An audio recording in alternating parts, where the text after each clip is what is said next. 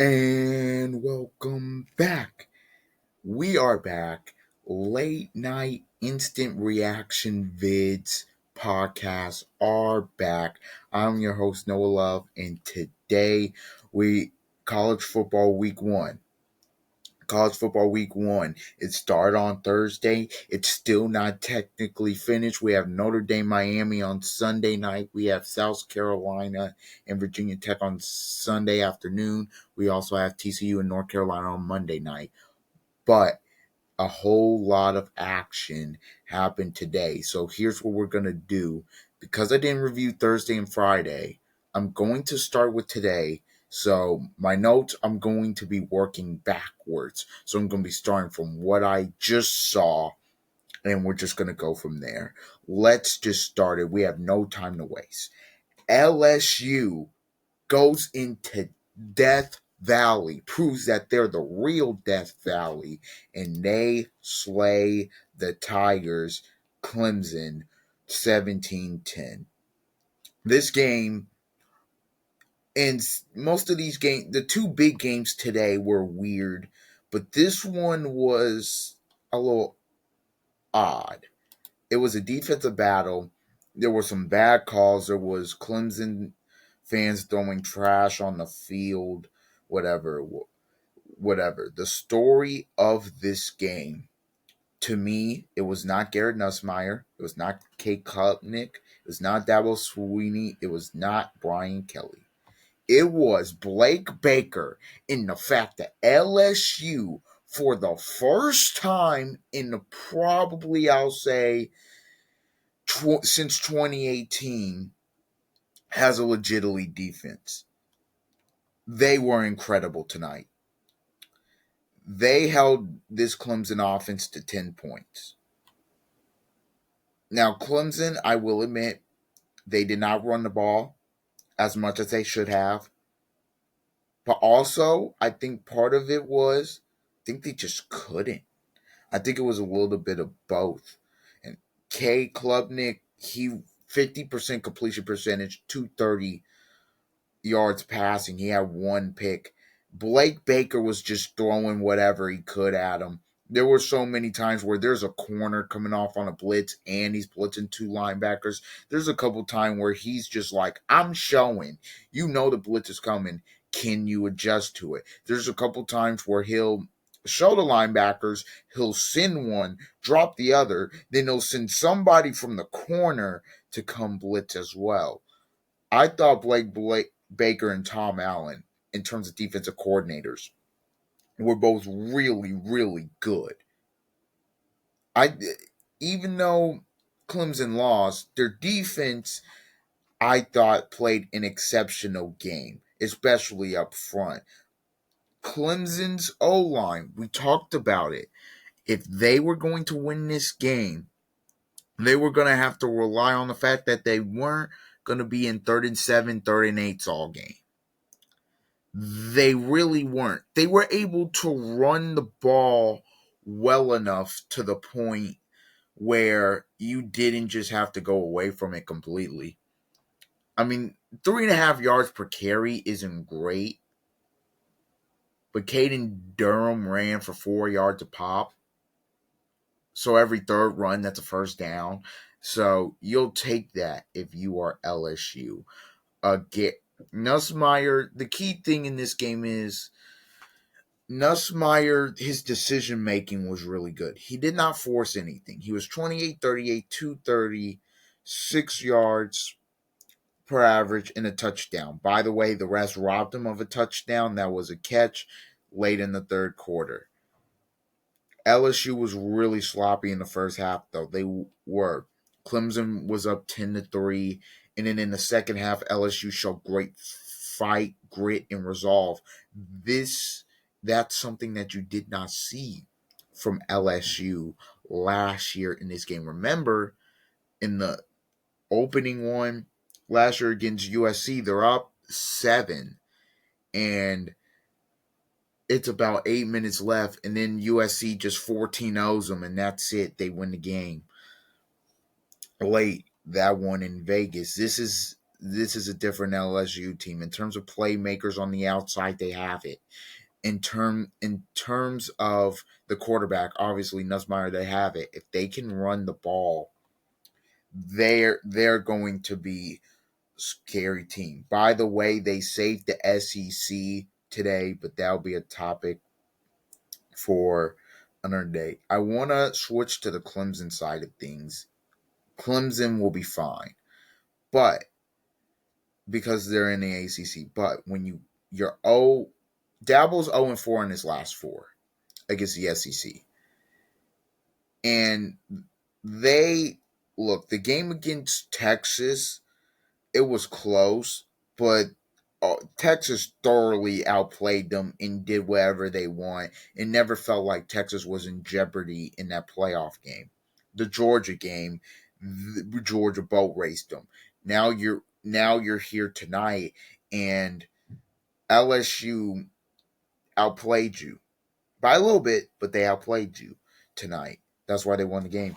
So obviously, they're going to have to go back to the drawing board. Kate Klubnik has to be better. He was a little bit rattled tonight, but I do think Clemson will be fine. Also, to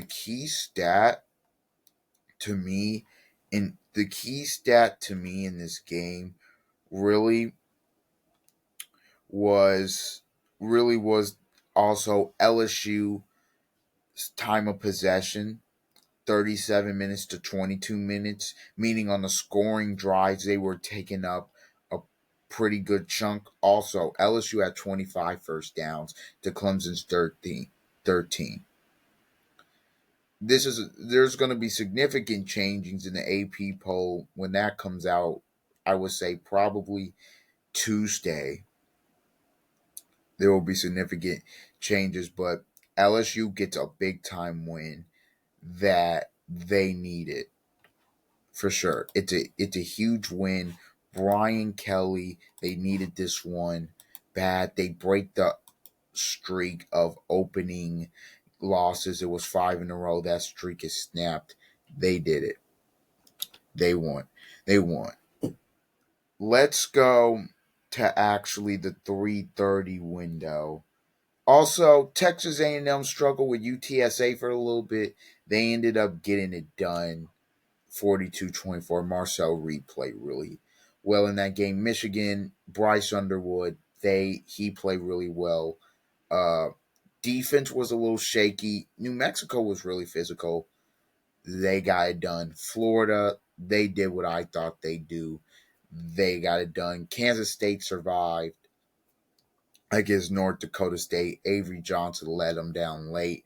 Boy, playing in Dublin is a no-no. And also, Oklahoma looked really good. John Mateer looked really good. That is the prime. They're in the spotlight next week. So leading up to this upcoming week, we'll talk about them a little more. They play Michigan. Okay, but going to the 3:30 window here, man. Florida State did it. Florida State. I picked Alabama to win, but man, Florida State wins 31-17. They rushed the field at Doak Campbell Stadium. Tommy Castellanos said the quote, Nick Saban ain't coming to save him.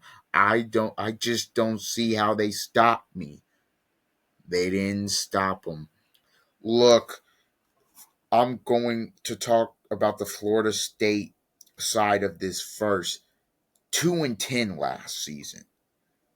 2-10. After the 13-0 season, Mike Norvell, look, he took this thing over after Jimbo Fisher. They trying to rebuild this uh, program. Even though Jimbo Fisher did win the national title and everything, the way it ended was not great. So he has to come in and kind of rebuild this thing. He has some tough years, but then he starts to win. The 13-0 season happens. Then last season happens, which was bad. You bring in Tommy Castellanos from Boston College in the transfer portal. You you have a bunch of new starters on offense and defense. You're bringing Gus Malzahn as your offensive coordinator with all the motion he brings. I thought Gus Malzahn was incredible today in terms of his play calling, in terms of the motion, in terms of their run scheme. I thought he was phenomenal. Florida State ran the ball for 230 yards on Alabama. Tommy Castellanos, 16 carries, 78 yards. He also threw for 152. Man, there was a bunch of runs. Jalen Lucas had a big catch as like a little touch pass. It won't count as a run. He had that for 64 yards. Makai Danzy had a big touchdown run as like a little end around that he went and scored. I was impressed. Florida State looked hungry. And they used the term, listening to the broadcast, Mike Norvell used it as something to prove and desperation. And you could see it on the field. Florida State, they said, look, we don't care that you're Alabama. We're going to run the ball, and you're not going to stop us. And Alabama didn't have an answer for it. They said on defense, we're going to get after you. We're going to fly around and to make plays. That's what we're going to do. We're going to fly. Our D-line's going to get after you. We're going to make Ty Simpson very uncomfortable. In the back end, we're not going to gamble. We are going to stay consistent with our game plan. No matter what happens, we're not going to waver from it. Florida State did that, and that's why they won the game. I labeled this as trenches. There's a couple games I've labeled like that, but this was just a trenches game. Florida State won in the trenches. O-line, D-line, they whooped Alabama up and down the field. That's what this was. I wanted to talk about Florida State first because they won the game and they should be the story. But I have to go to the Alabama side things of this because this was a disastrous loss for Kalen DeBoer. It's not necessarily. Look, last year there was 9-3. There was a lot of turnover. This loss this year, it's new coaching staff, new quarterback. Everything is set in place. This is the board. You had a whole season. Now you had a whole off season. This is your group, coaches, players. This is fully DeBoer's program now. And you do that. What do I mean by that? You play an undisciplined, getting your butts kicked up and down the field game. I mean, Florida State, I could never have imagined them winning this game by 2 scores. You could not have convinced me that Florida State was going to win this game by 2 scores.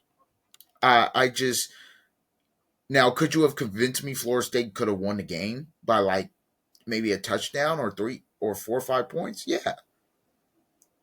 But the game went the opposite way of what I thought. I thought it was going to be okay, it's like 14-10 at halftime. Then Alabama comes out in the second half and they pull away. I think my prediction was like 33-20. The game went the way I predicted the game to go. It kind of did go that way, except it was for Florida State. I mean, it's 7-0, and then Florida State just goes 17 straight. And they're up at the half 17-7. Then they go up 24-7. And then once they went up 24-7, I'm like, that's ball game. That's ball game. Yeah. Ty Simpson, look, I don't want to hear a negative word about Ty Simpson today. Ty Simpson was fighting his butt off because his offensive line, they couldn't block for him. When you can't protect the passer and you can't run the football, you're going to lose. Alabama ran for 87 yards today on 29 total carries. And I don't even think they wanted to run the ball the way I don't think they wanted to run the ball the way they wanted to, partially because they got down so much. Also, the only consistent player on Alabama today was Jeremy Bernard, who went 8 catches, 146. He was their only consistent player today. And it kind of reflects. Alabama, I think, I don't see, because we make observations in week 1. We don't come to conclusions. I'm not going to sit up here and say Alabama is not a playoff team, but they've got a lot of work to do. I'm not going to sit up there and say that. Maybe Florida State's a playoff team this year. Maybe that could be. They went from 2-10. Oh, we're gonna go 11-2. We're gonna win the ACC, and we're gonna go to the playoff. It could be that. Could be that. Or it could be Alabama's not as good as advertised. I thought coming into this season they'd be better than last season because I thought with Ty Simpson they were going to get more consistent quarterback play. I thought their defense was going to be better. I thought they were going to be able to run the football. None of that happened today. None of that happened today. Last year, a lot of people blamed it on Milroe and him being inconsistent.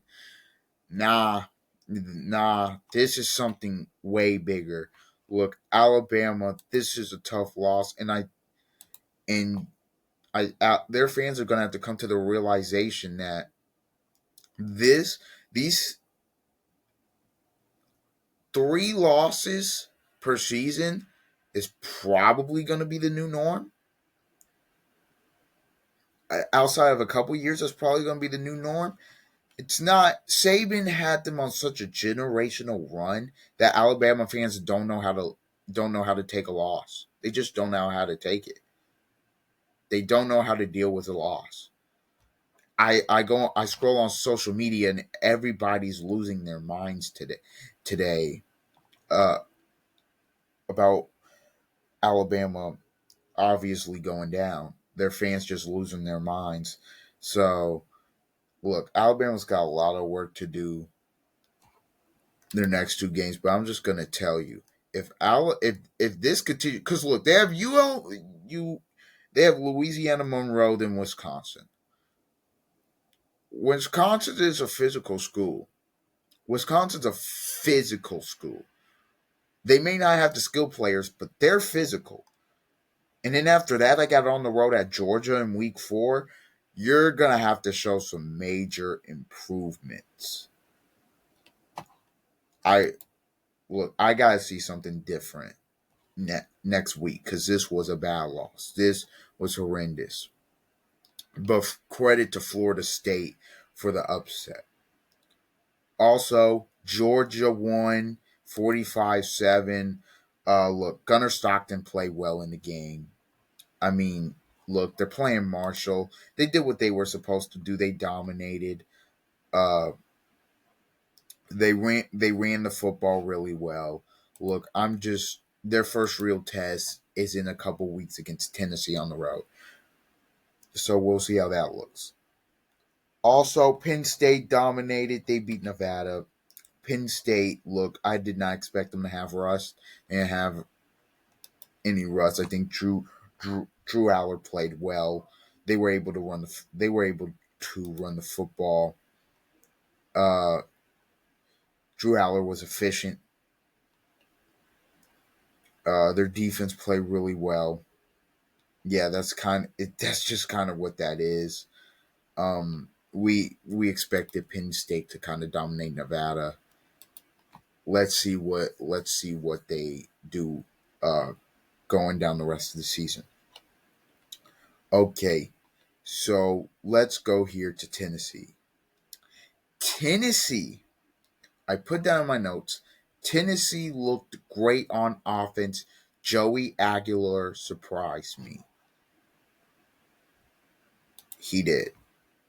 And look, I can't wait to watch the film, the All 22, on some of these games, mainly the Texas Ohio State game, which we'll get to right after this. Joey Aguilar went 16 for 28 for 3 tutties. He played well. They ran the football. I talked about it in my preview. I said, look, Tennessee's going to be able to run the football with the one thing in the Josh Heupel era, they're going to be able to run the football. That was a given. I knew they were going to be able to run the football. They ran for 246. They averaged 6 yards a carry. Okay.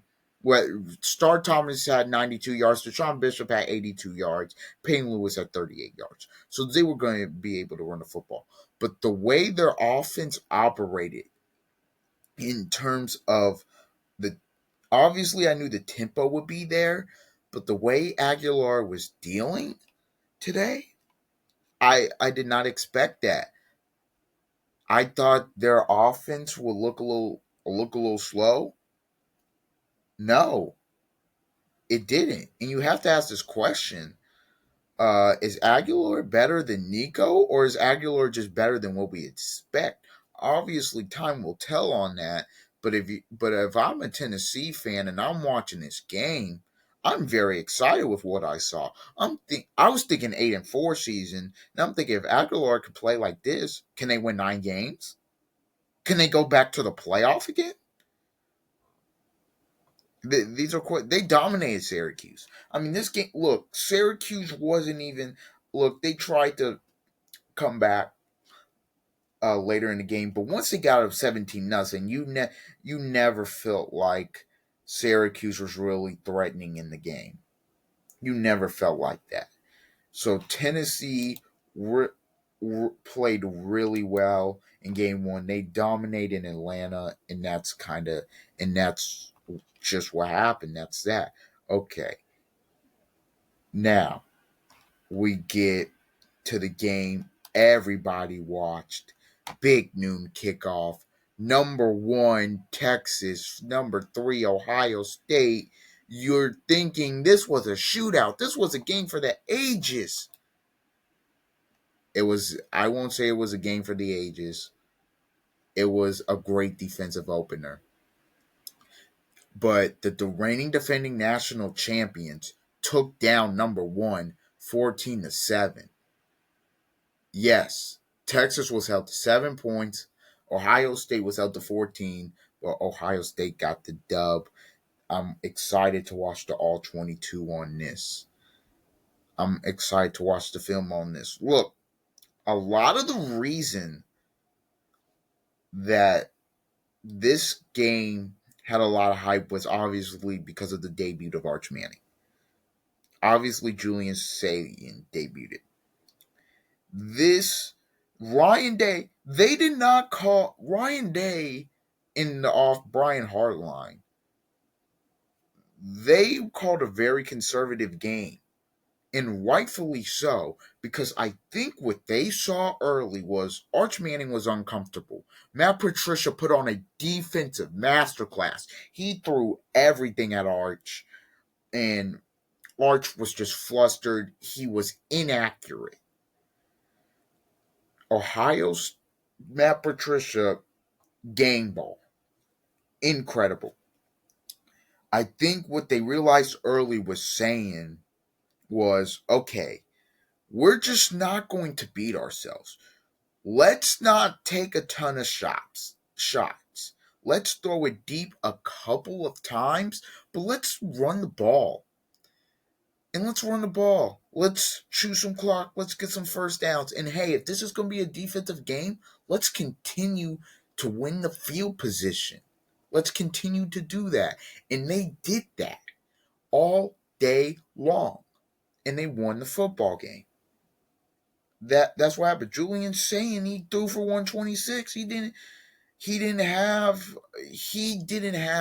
this incredible debut game. But you know we did have? No turnovers. Ohio State did not beat themselves in this football game. Jeremiah Smith didn't go crazy. The receiving core didn't go crazy. Their defense shocked me though. You're thinking, okay, you lose a lot on defense. I mean, outside. I mean, look. Obviously, Caleb Downs was still there. Jermaine Matthews Jr. was a starter. Aben Nelson was a starter. But that's really it. That's really it. Also, Sonny Stock, but that's really it. And the way they were flying around, the way the defense just, especially in the back end, was able to break up passes and really get Arch confused. They forced Arch into turning the ball over almost. He almost turned it over like 3 times, only ended up with one. I I thought Ohio State defensively just had him in a box, and Arch couldn't get out of that box. He just could not solve the riddle. And if I'm being completely honest about this game, if you just go look at the stats, Texas was better. And I'm just going to be honest as well. Texas looked better. Arch was the reason they did not win this football game. Arch was inaccurate. Arch was flustered. Arch, there's a couple times where I'm just like, bro, just take the flat. Don't force it. And he did. There's a couple times where I'm like, bro, that ball's got to be on the numbers. You got put down the numbers. It's like he wasn't throwing with a lot of conviction. I know I was on Twitter and Dan Orlovsky complained that imagine having a generational talent, but the training wheels still on. First of all, I love Arch. I love Arch Manning. Got great potential. Not generational talent. That's number one. We got to stop throwing that around. Number two, if you watch the game, the training wheels were on because Arch, he was inaccurate. I mean, yes, in the fourth quarter he played well, better, but he did make some NFL throws in the fourth quarter. I will admit he did. But the first 3 quarters were so bad. My issue with Sark was not, the training was. My issue was his red zone play calling. His red zone play calling to when they got down there today was atrocious. I don't know how you run Arch Manning. Yes, he can use his legs, but he's not a guy like Haynes. If they had Haynes King, the plays that they ran today, the QB powers, that would have worked. That does not work with Arch Manning because it's just not going to. He's just not that guy in terms of, I'm gonna bow my shoulder and I'm just gonna will my way into the end zone. Nah, that's not really his game. He can move, he can run, but he's not doing that. He's not somebody like a Haynes King that can do that who plays for Georgia Tech, which we will get into later. So what they should have done, if they should have gave it to Wisner. I mean, Wisner averaged 5 yards a pop in this game. And then we get down to the one on fourth and goal, and then we get a QB sneak that just goes nowhere. It just goes nowhere. It just doesn't work. And now Ohio State takes over, and obviously they end up punting it back and whatnot. Arch Manning has to be better. That is, he has to be better for them if they want to get to where they want to go. But this was about between two elite defenses. Texas, their defense looked exactly how I thought they looked. Front seven really good, was able to stop the run, was flying around, was able to get after the passer a little bit. They looked how I thought they looked. The Ohio State defense is what surprised me with how sound they looked. First of all, and also I want to get to this, Caleb Downs, top 5 draft pick. His football instincts special. Whoever gets him to be the quarter as a safety, he can be the quarterback of the defense. Whoever gets him in this upcoming year's NFL draft, because I think he comes out, they're getting an absolute stud. Stud. That's who they're getting. But Ohio State's able to win this football game. And Ohio State will most likely be your number one team in the nation this upcoming Monday or Tuesday, whenever the poll comes out. Okay, now let's go back to here because I said we're going backwards.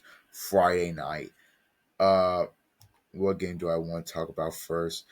I have more things. Let's talk about Georgia Tech. Georgia Tech beats Colorado 27-20 in which, if you ask me, has been one of the best football games of the weekend. Haynes King was fantastic. Haynes King,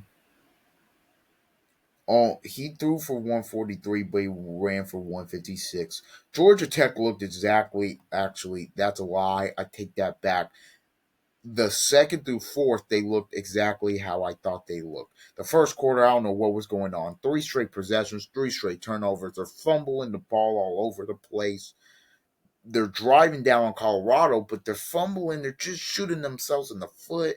Colorado's up 7-0 early. Then Georgia Tech took a deep breath, and they said, you know what? We're the favorite. Let's go out like it. And they ran the ball efficiently. I mean, look, they ran the ball for 320 yards. Look, this is what Georgia Tech does. Georgia Tech, it does not matter who you are. They're going to control the time of the possession, and they're going to run the football. Haynes King is not going to throw for 350 yards. There may be days where he throws for 200, but he's going to but at best he's going to try to protect the football. He's going to put his body on the line. He's going to run. He's going to put his shoulder down. He's going to do everything he can to help his football team win, and he will be most weeks the reason why they win.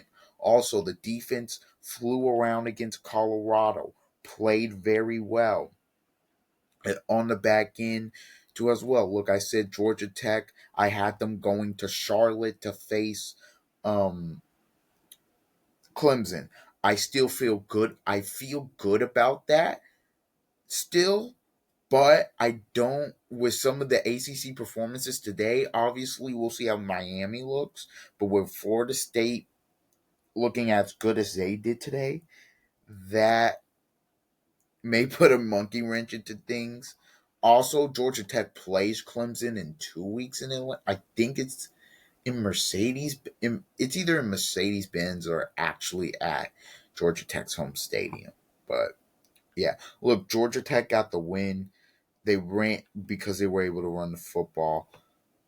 Look, everybody's freaking out about Colorado on the timeline. Colorado's fine.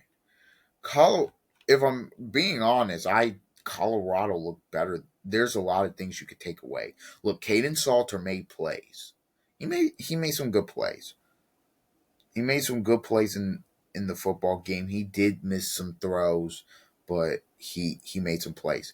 But this is the one thing where if I'm a Colorado fan, I like what I saw. The run game. They ran for 146 and they ran for 4.7 yards a pop. That's almost 5 yards a pop. Colorado hasn't been in Coach Prime's time there. They haven't been able to run it like that. So they were able to run it efficiently.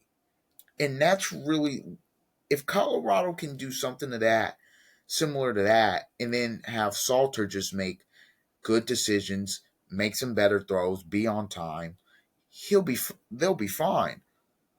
Look, Caden Salter shows some promise in this football game. Colorado played a good football game. I feel like the offense did let them down. I did feel like they let the defense down because, 3 turnovers, you don't turn it over, gotta win that football game. But if I'm a Colorado fan, I'm not freaking out. It's week 1. We'll get some things fixed. We're in a winnable conference. Look, this This isn't a conference loss. We'll get some things fixed. We'll go back to the drawing board. We have a winnable next three, and then let's go. Let's go. So look, they'll be fine. Colorado will be a-okay. I don't think they were like this horrendous team. I just think they faced a better team in Georgia Tech, and when Georgia Tech wasn't shooting them themselves in the foot, they outplayed them. That's basically what it comes down to. Also, Haynes King is a stud. We know this. He's a warrior. That's what they got. That's what I got. Okay, Auburn. Let's also, before I get into Auburn, Illinois looked really good on Friday night. Okay, Auburn goes into Baylor, Waco, Texas, and wins 38-24. Man, man, if you're an Auburn fan, you're on cloud nine because you won a big game last night against Baylor to start the season, and Alabama got slaughtered. You won by 2 scores. I picked Baylor in the game. Probably shouldn't have, but granted, I did not see this coming. Let me take a deep breath here. Jackson Arnold, he was 11-17 for 108. He wasn't throwing it. He had 94 QBR. Their ability to run the football in this football game. Their ability to run the football. Jackson Arnold went from 137 2 touchdowns, which is something we did not see out of Oklahoma. So if he's able to run the football like this, look out. Also, they had Damari Alston and Jeremiah Cobb. They both ran for like 5 yards a pop. This was just about the trenches. Auburn dominated the trenches. That's what this game comes down to. They dominated in the trenches. Look, Baylor, they were able to throw the ball. I knew Baylor, in terms of their outside weapons, they were going to be able to throw the ball a little bit on Auburn. They threw for 419 and 3 touchdowns, right? Auburn gave up some big plays. I think their defense was was really good. The play that I'm going to tell you what shifted this game. It's 24-10. Baylor's driving. Baylor gets a touchdown to make it 24-17. Then on the kickoff, the play, Rashawn Pleasant takes it to the crib. His only return of the night on kick returns, he goes 98 yards for a touchdown to make it 31-17. To me, that is the play that shifted Auburn and helped Auburn win the game. Because if that play does not happen, look, Baylor has some momentum. Look, maybe they find a way to get a stop and Baylor gets it back, and then who knows. But when it just seemed like Baylor had all the momentum, Auburn rips it back. Auburn, I was really impressed with the way they ran the ball. I'm going to need to see, okay, what happens if they can't run the ball when you ask Jackson Arnold to throw, because they have playmakers on the outside. So when you ask Jackson Arnold to throw, what's he going to do? So that'll be a big talking point I'll bring up in the next couple weeks in talking about Auburn. But Auburn's 1-0, Baylor's 0-1, Dave Miranda a little bit on the hot seat, Hugh Freeze. So far, so good this season for Auburn. So far, so good. You gotta love enters of Auburn. And in the last game, we'll be talking about USF dominates Boise, and for all intents and purposes, Boise won't be a Group of 5 contender with the way they look. Boise went up 7-0, and then South Florida just goes 34 straight. South Florida, mainly in the second half, just killed them. That's what this was. Byron Brown is a dude. That's all. He ran for 2 touchdowns in the game. He was very efficient, threw for 210. Byron Brown impressed me, but that defense, I mean, look, Boise couldn't do anything. Couldn't really run it like that. Madison was in a blender. He threw the ball 46 times for 225. That's bad. South Florida. This was the first game. This was on Thursday night. This ain't the same South Florida team. Now look, last year they could not finish games. A lot of that had to do with Byron Brown not being there. He's there now. So with Byron Brown being there, can South Florida win their conference and be the best group of five team? I think they're going to have a chance to. Now, look, their next two games, I mean, look, they got to go on the road to a very good Florida team. Florida better not underestimate them because that's not going to be an easy game. Then they have to go on the road to Miami. So those next two games are going to be tough for them, obviously. But that was a big time win on a national stage. And either Boise isn't that good this year or South Florida is just a really, really good football team. I think it's sort of the latter. I think Boise did probably get a little bit worse, but I also think South Florida is a really good football team this year. I think that is the truth as well. I said this would be the last game I reviewed. I lied because I totally forgot. This has been a hectic weekend. Totally forgot about Nebraska and Cincinnati. This will be the last game I review. Nebraska takes down Cincinnati in what was going. I guess they switched the AD for Cincinnati switched it to Arrowhead Stadium. It was supposed to be a road game, air quotations on road game. Uh, it ended up being a home game. Nebraska wins it 2017. Uh, Nebraska, they. I'll start with the positives. They would have found a way to lose this game 2 years ago, or even last year. They would have found a way to lose this game. So you found a way to win a close game. That's good. That's good. Your defense, outside of you not being able to stop the QB run, I thought your defense was flying around and played really well. That's good. Here are the cons. You should have won. You should have won this game by 3 scores. You just could never. You could never put Cincinnati away. Again, you have them up 13-3, and then you just let them back in. The offense, look, Dylan Raiola, 42 pass attempts. He throws for 243. Well, there weren't big explosive plays. There were a lot of checkdowns.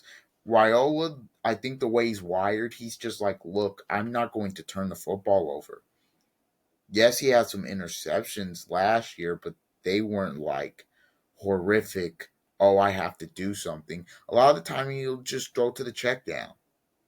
And I think that's a habit, that's a trait that you want a QB to have, but you also want him to be aggressive. You want him to be calculatedly aggressive. I thought Emmett Johnson, they were able to run the ball with him some. Uh, I thought, look, the explosive plays, obviously, you want Nebraska to have more of those in the game. Obviously, I but I just think Nebraska. This was a big thing of just finding a way to win late. They needed this because if they had lost this game, it would have been like, oh boy, same old Nebraska. Now, Nebraska, I think this is Matt Rule's best team. Obviously, I've said this, Matt Rule in year 3 is inevitable. It's a good win. They obviously had to clean up some things on the offensive line. The defense in the back end had some holding penalties. Hartsog was getting picked on, but then he became the hero. Um, I did like what I saw from Nebraska, but they do have a lot of things to clean up. And from a Cincinnati standpoint, they the QB run was pretty much their only offense at times. I mean, Brandon Sorsby, they couldn't throw the ball. And in that last interception, you're in field goal range. You don't need to throw that pass. Don't need to throw that pass. But yes, this has been all of college football week 1. I will be up with another video. Look, there's going to be a lot of videos pumping out. I will be another. Yeah, I'm all over the place. There will be more videos pumping out. Uh, look, after Sunday's college football games, I'll come on here and talk about Virginia Tech, South Carolina, and Notre Dame, Miami. I will also, uh, at a later date, sometime this upcoming week, give my NFL Week 1 predictions. And yes, I'm going to get around to the Micah Parsons trade. Heck, I might film that tomorrow morning. I might film that and just get that out. This video though will probably hit your sub boxes either early tomorrow morning or late tonight. It really depends. All right. This has been episode of the Don't Argue with the Facts podcast. This has been my week 1 takeaways part 1. Part 2 will be up after the game tomorrow night. All right. Until next time, see you guys.